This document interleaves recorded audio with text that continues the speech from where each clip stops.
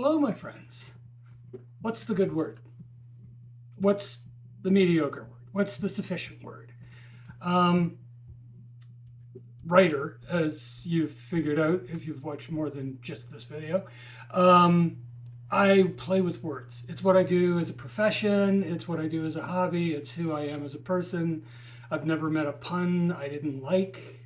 Plenty of other people will disagree with me on that in terms of puns are good.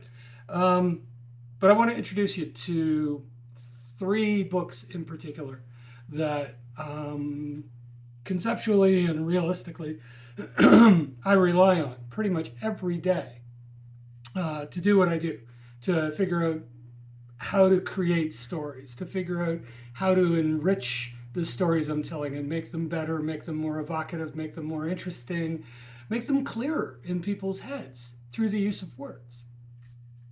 So the first book I want to introduce you to is, these are never all small books. It's the Canadian Oxford English Dictionary. Canadian because I am. Oxford because it is. This is a book that I would, as a kid, probably no shock to many of you, pore through, looking for words that I wasn't familiar with, looking for words that I'd never heard of before, and trying to understand their meanings. Looking for words to expand my vocabulary, simply to have a bigger vocabulary than most people. I was a very ego-driven child. So it was important to me to have these words, to use them correctly.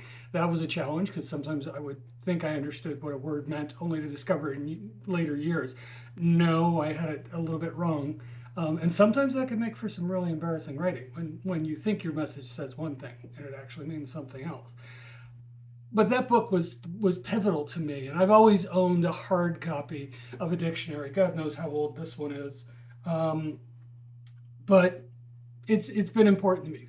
I know I can look it up. I'm pointing at my computer screen. I know I can look these words up online, and often do in quick when I'm looking for a quick hit on a meaning, or reminding myself as I'm getting older, reminding myself what a word means. I'll do it online, but I like having the hard copy. You can see books over this shoulder as well. I have books over there. I have books in my other videos in the background. I like hard copy books. The other book was a gift from my wife in the day, because she knew I was a word nerd. So it's the Chambers Dictionary of Etymology. So basically word origins. Where do these words come from? What are their roots? What is their history? And of course, as an adjunct to the dictionary, oh my God, there is a book that I want to understand. Because that also helps me when I'm creating new words.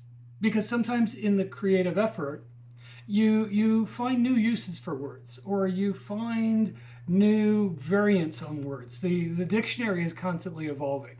There are constantly new words being added to it, and there are constantly old words, arcane words, that are being pulled out of it.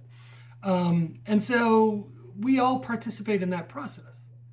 If a new word comes to life and we all start using it, there's a good chance one day it will be submitted to one of the dictionaries around the world, if not all of them ultimately. So I'm always looking for ways of creatively telling something by adapting words that exist and changing them up a little bit. I told a story recently, a spoken word story, where someone commented after the show that they'd never heard the word parabola used as a verb. And that was fun because, I mean, they appreciated the fact that I did that. Will it ever catch on? No, because I don't know that parabola gets used a ton in common parlance. But that's the thing. You learn to adapt. You learn to use the rules of etymology. And I've not studied etymology. It's just coming out of a book like that, or again, resources I find online, to figure out how to best use words. To best adapt and evolve words. Again, not making a direct line comparison, much of our language was invented at some point. Well, all of our language was invented at some point. But Shakespeare was a prolific inventor of words. There are words and phrases we have in common English parlance that did not exist until Shakespeare wrote them down and people started speaking them. And other people later went, that's a good word. That's really evocative. And maybe it was connected to the play. Maybe it was just they liked the word. The final book that is key to me, which is probably no surprise by this point, is Roget's Thesaurus. You know, again, a big version of this. Because, again, as a storyteller, I'm always looking for different ways of saying things or finding the more precise way of saying things. You know, when I talk to my students for screenwriting, it's about, you know, using the sufficient word to get that first draft done. He enters the room, but then trying to find ways to find more evocative language, more interesting language, more precise language that really describes what the character is going through or how they're entering the room. You know, do they sprint into the room because they're high energy? Do they slump into the room because they're low energy and they don't want to go? They're reluctant. Do they blast into the room? Do they storm into the room? You know, as I warn my students, you can always massively overdo this. Sometimes enter is perfectly fine because it tells us physically the character has moved from one location to another and they are now in the room. And that may be all you need in this particular moment. But we have all these words. We have all their synonyms and their antonyms, homonyms, other kinds of nyms to use at our disposal. There are appropriate times to get creative and more appropriate times to stick with the status quo, to stick with a more limited vocabulary. But that's up to you, just as it's up to me. And I rely on these books to keep me in check, to make sure that I don't extrapolate too far. And ultimately, it's going to be the reader of the stories I write or the listener to the stories I tell live who are going to dictate whether something was communicated effectively, interestingly, and evocatively. You know, I can be as fascinated by words as I want, but if it becomes if it cripples the message, then I have to learn to be careful. So play with words. What's the most interesting word you've ever heard? Keep it relatively clean if that's okay. Leave it in a comment. Or, you know, are there books that inspire you? You know, it's a series of posts now between me and another person I follow online.